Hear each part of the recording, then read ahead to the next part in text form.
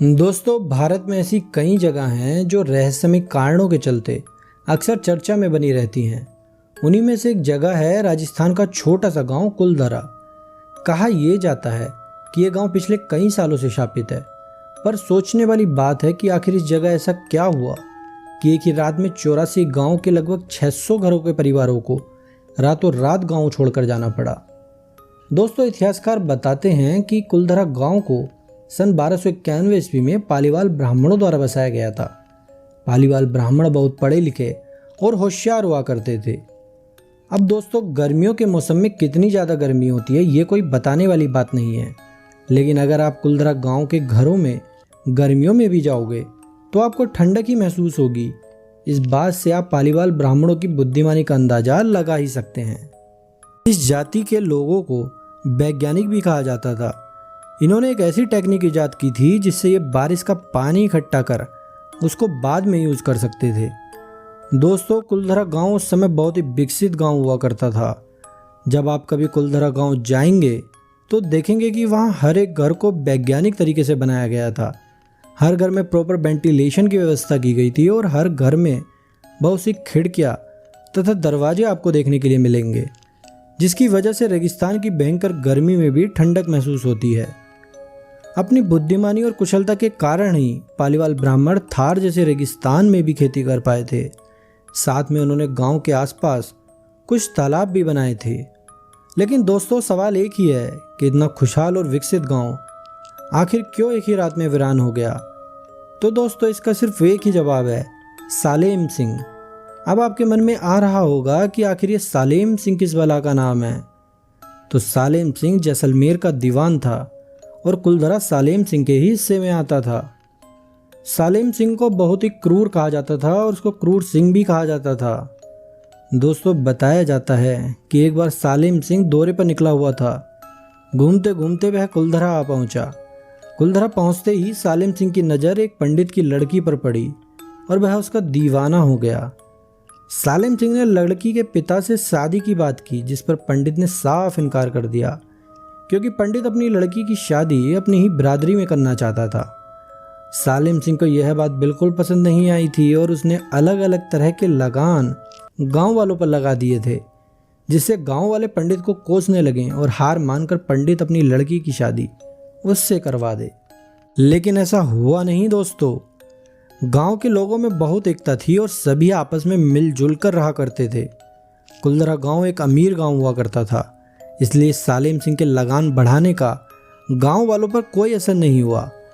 इससे सालेम सिंह बहुत चिढ़ चुका था। अब उस पर उस लड़की को हासिल करने का भूत सवार हो चुका था।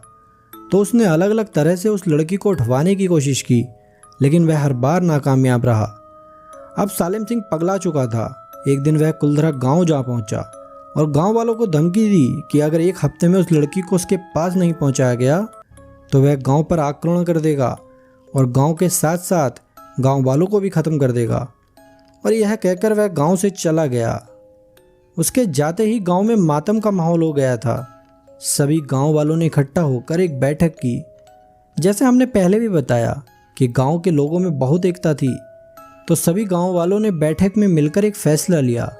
फैसला यह था कि वह सभी एक साथ गांव छोड़ देंगे, क्योंकि कोई भी गांव में रुका तो सालेम सिंह उसे जिंदा नहीं छोड़ेगा। और साथ ही बात बेटी के सम्मान और गांव के सम्मान की भी थी। ऐसा ही हुआ दोस्तों। अगले ही दिन सभी गांव वालों ने एक साथ गांव छोड़ दिया। अपने घर के सामान, बर्तन, अपने खेत सभी गांव वालों ने एक पंडित की लड़की के लिए छोड़ दिए थे। दोस्तों, कहते हैं कि जाते जाते ब्राह्मणों ने श्राप दिया था कि जो भी इस गांव में आकर बसने की कोशिश करेगा उसका बुरा होगा।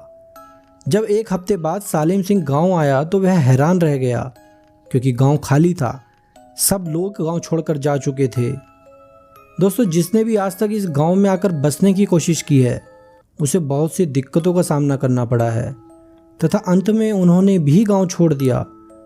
कोई भी यहां आज तक टिक नहीं पाया है। आज कुलधरा गांव एक टूरिस्ट प्लेस बन गया है। यहां घूमने आए लोग बताते हैं कि पालीवाल ब्राह्मणों की आहट आज भी सुनाई देती है। हर पल एक ऐसा अनुभव होता है जैसे कोई साथ चल रहा हो।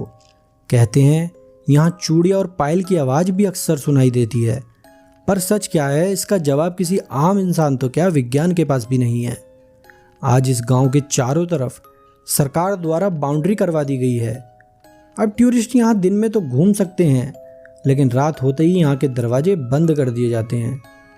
दोस्तों, 2013 में इंडियन पैरानॉर्मल सोसाइटी की एक टीम कुलधरा गांव जांच पड़ताल करने गई थी। पूरी टीम कुलधरा में पूरी रात रुकी थी। पूरी रात कुलधरा में बिताने के बाद टीम के एक्सपर्ट्स ने इंटरव्यू में बताया कि कुलधरा गांव में ज़रूर कुछ नेगेटिव एनर्जीज हैं। उन्होंने आगे बताया कि उन्हें और उनकी टीम को रात भर अजीब सी आवाज़ आती रही। उन्हें बार बार ऐसा लग रहा था जैसे उनके आसपास कोई है।